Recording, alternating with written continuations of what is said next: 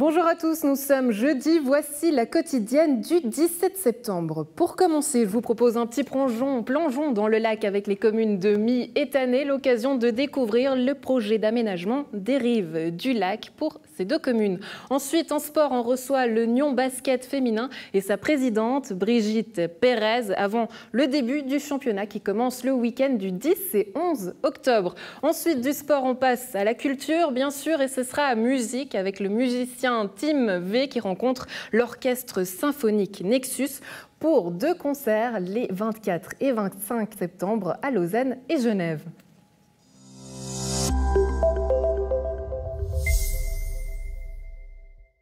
Depuis 1985, de multiples projets remplissent les tiroirs des communes de My et Tannay. Eh bien, cette fois-ci, il semblerait que ce soit la bonne. Une présentation publique avait lieu ce mercredi 16 septembre pour présenter les différents projets mis à l'enquête publique dans les prochains jours. Guy Deria, bonjour. Bonjour. Merci d'être avec nous. Vous êtes le vice-syndic de My. Alors, on va découvrir ce projet en votre compagnie. Alors, en quelques mots, est-ce qu'on peut parler d'une marinade ou pas ? Alors écoutez, pour le moment en tout cas, on est très optimiste. C'est plusieurs projets, donc ça fait partie de l'ensemble du site des rives publiques de la commune de My et de Tannay, avec laquelle on travaille depuis maintenant 5 ans sur ces différents projets. On arrive à un aboutissement de toute la phase procédurale, c'est-à-dire qu'on a maintenant tous les dossiers qui sont prêts, c'est-à-dire les dossiers de nouveau plan d'affectation intercommunale qui donne un peu le cadre général de l'ensemble de ces projets, dans lequel vient s'inscrire 3 projets principaux.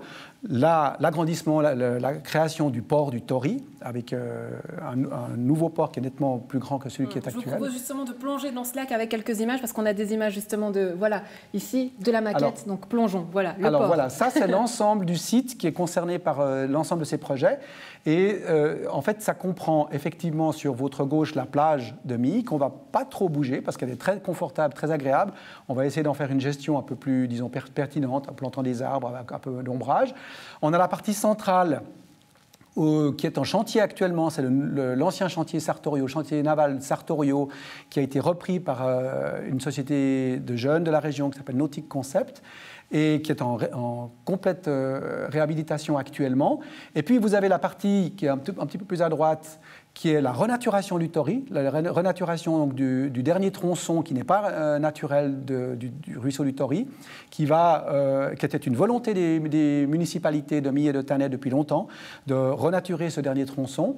Et puis évidemment, l'agrandissement et la construction du port du Tory, avec 136 places d'amarrage. Alors on parlera de ces places d'amarrage, évidemment, parce qu'il y a toujours beaucoup de questions concernant ces places d'amarrage. Mais on le voit, visuellement, c'est très intéressant parce que, il y a ce pavillon central qui traverse les deux communes et une passerelle qui relie finalement ces deux communes. On pourrait même imaginer presque une fusion entre ces deux communes. Évidemment, c'est quelque chose dont on a parlé, une fusion des communes. Ce n'est pas d'actualité pour le moment. En tout cas, on est en train de construire ce projet de manière totalement intercommunale, avec une excellente entente avec nos amis et nos collègues de la municipalité de Tannay.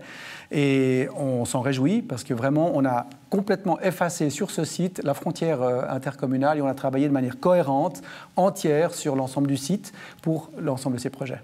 136 places d'amarrage, comment est-ce qu'elles seront attribuées ? Alors, on a calculé aussi ces 136 places. Il y avait 2 choses. La première chose, c'est que vous savez qu'il y a eu un référendum qui avait rejeté un port de 270 places à peu près. Donc, on a bien compris que la population et que les communes n'étaient pas prêtes à obtenir, ne voulaient pas dans ce site une marina avec beaucoup de places de bateaux, mais qu'ils voulaient quelque chose, un port qui était adapté au site. C'est pas non plus gigantesque.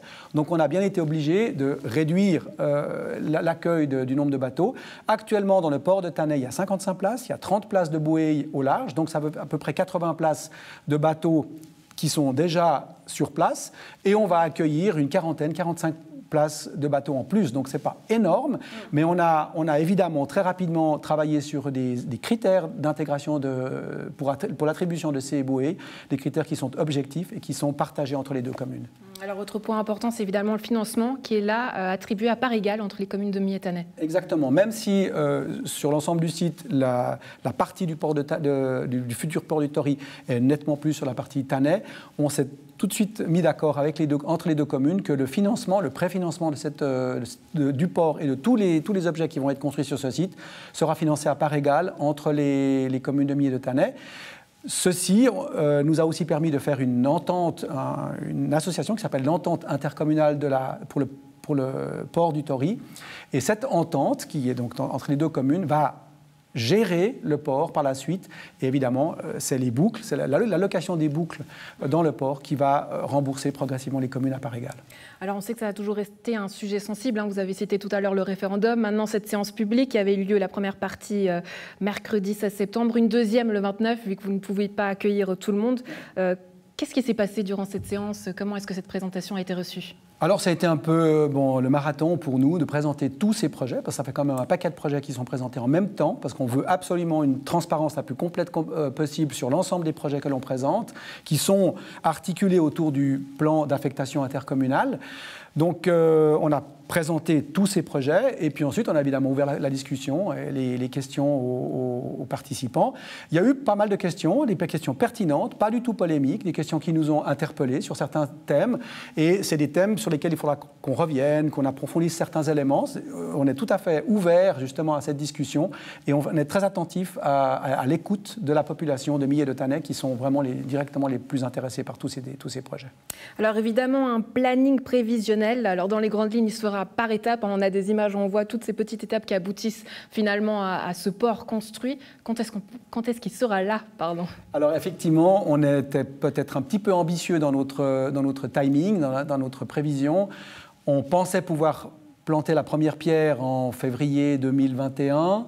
Là, on va être décalé très certainement d'au moins 4 ou 5 mois, donc probablement que ça ne va pas être avant juin, je pense mai-juin de l'année prochaine, si tout va bien, si on n'a pas d'opposition et si tout va bien, parce qu'on aimerait pouvoir déposer tous ces dossiers, tous les dossiers du plan d'affectation, du port, de la renaturation et du pavillon central dans 2 ou 3 semaines à l'autorisation de construire. Donc ça veut dire à l'enquête publique. Donc il sera ouvert à l'enquête publique pendant 30 jours dans les 2 communes. Prochaine séance le 29 septembre, cette fois-ci à Milly, vu que la première avait lieu à Thanet ou non? Malheureusement, à Milly, on n'a pas de salle communale qui nous permet d'accueillir autant de gens. Donc on profite de la salle communale de Thanet. Ça sera à Thanet à 8h le 29 septembre, exactement. Le rendez-vous est pris. Guy Doria, merci beaucoup. Vice-syndic de Milly, d'avoir répondu à nos questions. Je vous en prie, merci à vous.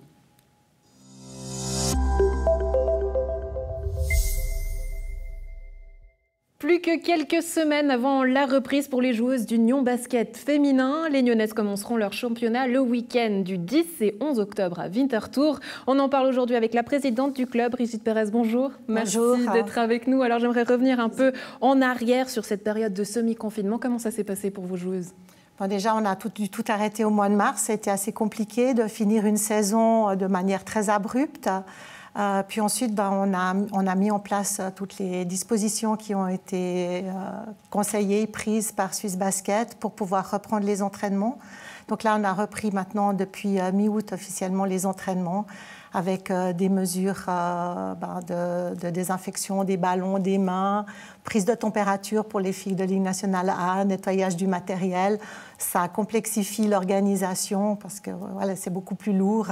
Mais on espère qu'avec toutes ces mesures, on pourra aller au bout de la saison. Donc tout ça, c'est des tâches à faire avant les entraînements et avant les matchs, j'imagine. Avant les entraînements, c'est pendant l'entraînement, à la fin de l'entraînement. Et pendant les matchs, il va falloir aussi, vraisemblablement, le public devra porter un masque dans tout le rocher.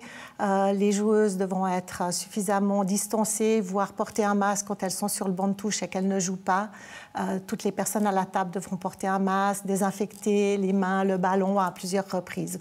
Oui, c'est toutes des mesures qui sont prises dans ce sens-là. Ouais, on sait que l'ambiance et le soutien toujours est important pour ces clubs. On attend toujours aussi nos supporters.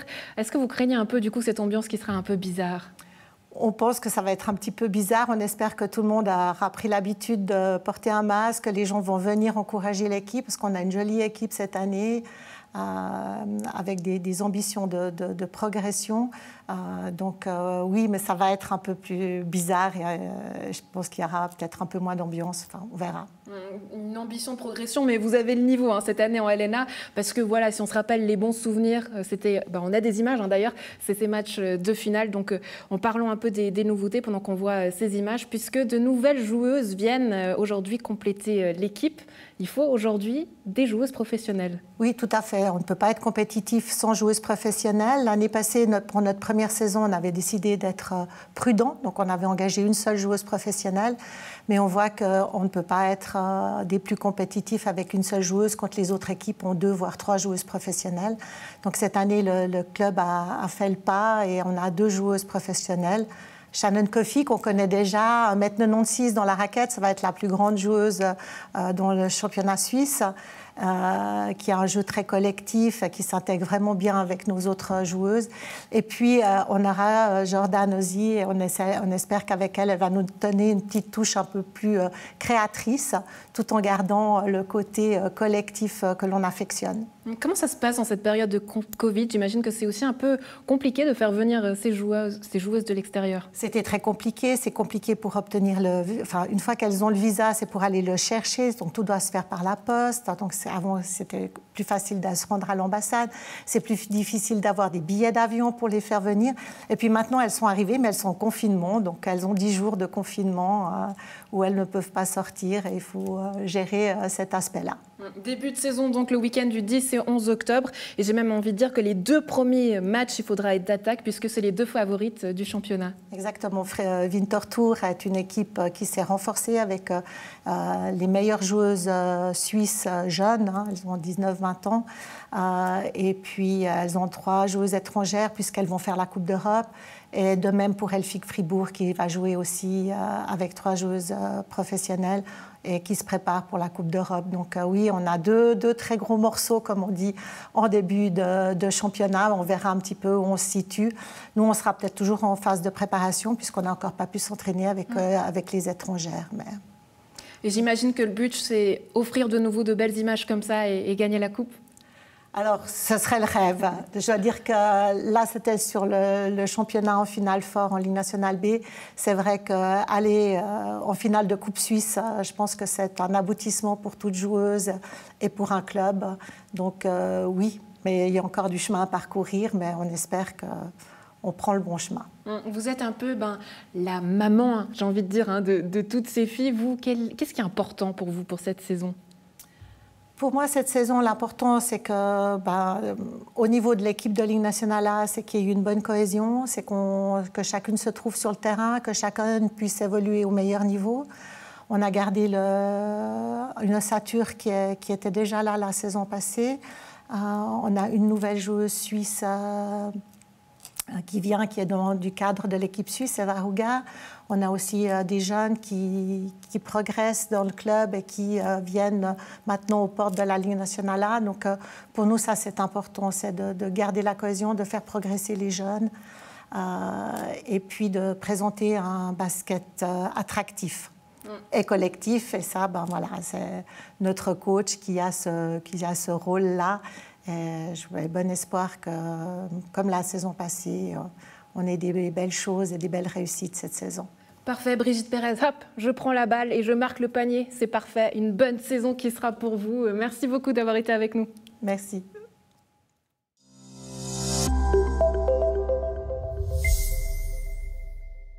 Du jazz au classique, entre musique écrite et improvisée, le bassiste Timothy Verdesca et l'orchestre classique Nexus présenteront 2 concerts à Genève au studio Ansermet et à Lausanne à la salle Paderewski les 24 et 25 septembre. Un dialogue poétique et expressif. On en parle avec vous. Tim, bonjour, merci d'être avec nous. Bonjour, merci de me recevoir. Avec grand plaisir. Alors expliquez-nous comment est né ce projet. Ce projet, c'est d'abord la rencontre avec... entre 2 univers, classique et jazz. Et c'est aussi la rencontre avec un ami qui m'est cher et que j'ai depuis longtemps, Alexandre Mastrangelo, qui est un compositeur et un arrangeur. Et puis on a toujours voulu faire de la musique ensemble, de mélanger nos 2 univers. Et voilà, on en a discuté un peu l'année dernière, et puis l'occasion nous a été donnée de jouer avec l'orchestre Nexus, que Alexandre connaissait.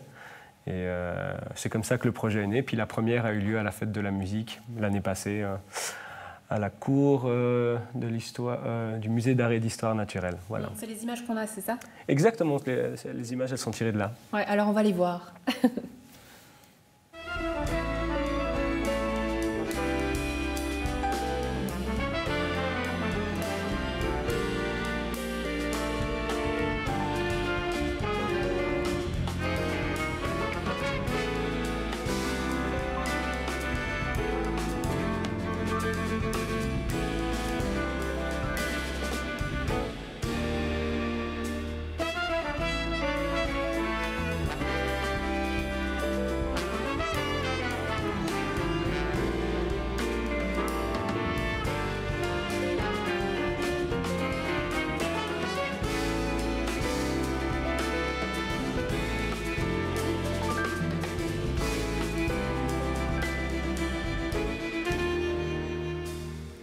Alors évidemment, tout l'orchestre n'est pas là, c'est une formation particulière. Oui, là, on n'a que les cordes. C'est vrai que l'orchestre Nexus, c'est un grand orchestre. Je pense à un orchestre symphonique avec évidemment des cuivres, des percussions aussi. Et là, on s'est contenté, mais ça va déjà très bien, des cordes. Ça sonne très bien comme ça.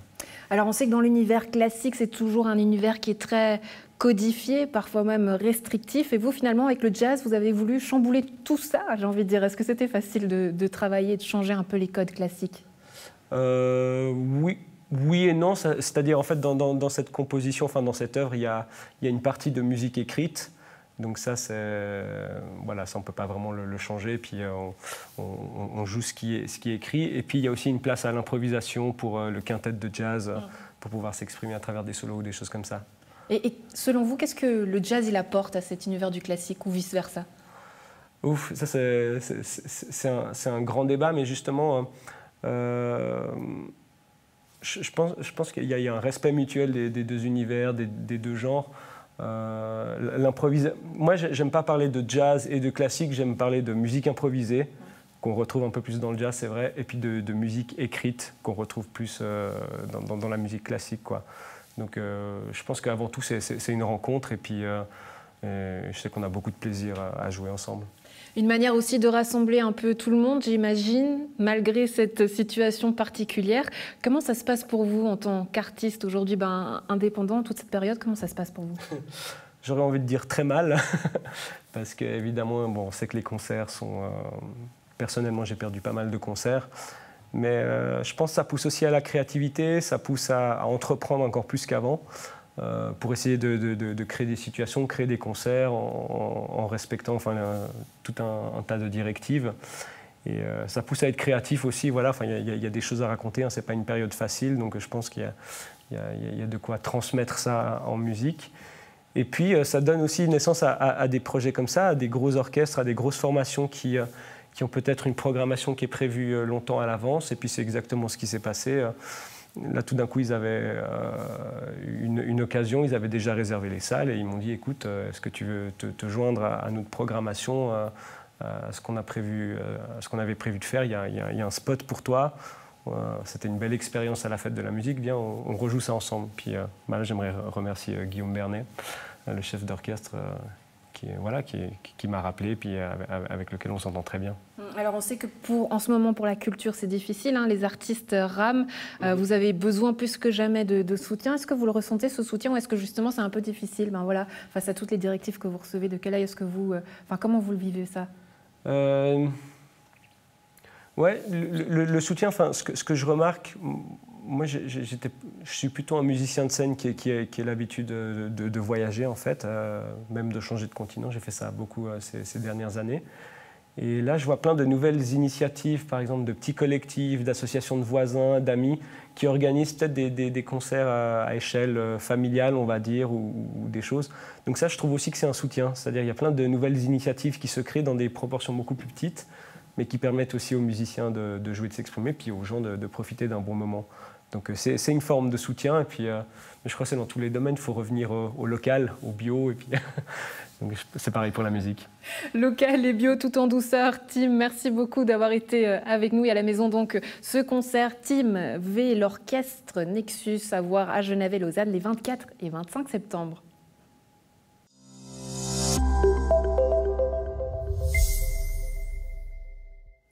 Impossible de terminer cette quotidienne sans saluer le travail de Greg Barnhill, notre réalisateur et responsable technique préféré. Le seul, d'ailleurs, a choisi de quitter notre chaîne régionale. Eh bien, Greg, je te propose de quitter la régie, de venir me rejoindre en plateau et surtout d'être cavalier jusqu'au bout et de pas me faire trop meubler jusqu'à la fin. Donc, moi, je vais venir à table. Greg, tu vas nous rejoindre en plateau. Alors, le connaissant, je suis sûre que ça va pas être une affaire facile. Ah, tu as accepté. J'ai pas eu le choix. Eh ben non, on ne te laisse pas le choix. J'allais pas te laisser partir comme ça, Greg. Aïe, aïe, aïe. Pilier historique de NRTV depuis près de 10 ans que tu es là. Ben voilà, en régie, ça s'accélère parce que c'est ça. Tu fais toujours tout depuis la base. Donc même si ces studios sont tout neufs, j'ai envie de dire, ben, Greg Barnhill, il fait partie des meubles. Il fait partie des meubles, ouais, un vieux meuble maintenant. un vieux meuble. Mais non, écoutez, voilà, c'était le temps pour moi de passer à autre chose. Et puis, j'ai eu beaucoup de plaisir à faire tout ce que j'ai fait pendant un peu plus de 10 ans maintenant. Et puis, je remercie tout le monde, toute l'équipe. J'espère que tout va bien se passer pour eux dans ces nouveaux beaux studios qui sont... Voilà, qui mérite amplement l'utilisation qu'on va en faire ces prochaines semaines, ces prochains mois et j'espère ces prochaines années. Alors, plein d'aventures que tu as vécues ici à NRTV. J'aimerais revenir un petit peu au début de ton parcours parce que pour la petite anecdote, je crois que lors de ton entretien d'embauche, tu étais un peu en concurrence avec un célèbre Mike de la grande scène du Paléo, c'est ça? Oula, oui, alors ça remonte à loin, ça. Mais, pour la petite histoire, oui, je crois que Mick était aussi dans les starting blocks avec moi, mais voilà, c'est moi qui ai été pris à l'époque, donc voilà, salutations à Mick s'il m'entend. Désolé, mais bon, je pense qu'il a bien rebondi aussi de son côté. Donc, ouais, c'est ça, ouais. En ce moment il full, non, pas en ce moment, mais il full, voilà, la plaine de là, c'est le Paléo, c'est là que vous avez l'habitude de le voir. Et puis moi, en attendant, j'ai pu fouiner un petit peu dans les archives, j'ai retrouvé pas mal de vidéos, ouais, mince, parce que là, ça a commencé avec une célèbre émission, ça s'est fait, où tu passais de derrière la caméra à devant la caméra. Exact. Ouais, exact. Ça te dit quelque chose? Oui, ça me dit beaucoup de choses, ouais. Beaucoup de souvenirs notamment, mais beaucoup de coups aussi que j'ai reçus, hein, beaucoup de petites péripéties avec cette émission. On a quand même fait, je ne sais plus combien, une cinquantaine de mémoire, je crois, ou peut-être même plus. Donc, ouais. Non, c'était un bon souvenir. Donc j'ai compilé le tout, hein, des anciennes images avec des nouvelles, où je suis avec toi, on regarde. Il va falloir commenter. Bizarre. Tiens. Si. Allez, on y va. Voilà, ça c'est fait. Oui. Je crois qu'on va arrêter le chasse-neige. Hein. Ouais. Tu te sens mieux tout de suite partir en parallèle? Pas vraiment. Quoique. Parce que j'ai pas encore pris le bon réflexe pour me mettre debout avec ces trucs. Voilà. Lève encore. Allonge tes bras. Essaye d'être plus allongé dans l'eau. Je suis venu pour un petit massage, figure-toi. C'est sympa. Ah bah alors, Greg. C'est un sport de glisse aussi. Il faut que tu sois le plus proche de la surface au niveau de tes lombaires et des fessiers. Ah ouais, carrément? Carrément. Donc, à NRTV, comme on aime, le travail bien fait. Doucement, vas-y, par derrière, vas-y, chope. Oh, elle est belle. Bien joué, Greg. Voilà, ça c'est la danse traditionnelle du club, hein, apparemment. C'est comment ces massages? Bah écoute, super, je me sens tout bien détendu. Donc, à NRTV, comme on aime, le travail bien fait. Après une bonne journée, 2 jours de boulot, là, bah voilà, j'en ai profité un peu, quoi, mais je pensais pas vous trouver là. Tout cool. Tu sais, ça, c'est des années d'entraînement, Greg. T'étais blanc, vert. Là, on lui a donné du sucre de raisin, là, ça... T'étais à 2 doigts de tomber, là. Ouais, j'étais à 2 doigts. Est-ce que moi, je pourrais éventuellement me faire servir une bière, ou pour mon caméraman? Donc, à NRTV, comme on aime, le travail bien fait. Moi, je pars avec Greg. Je connais Stéphanie, hein, nickel.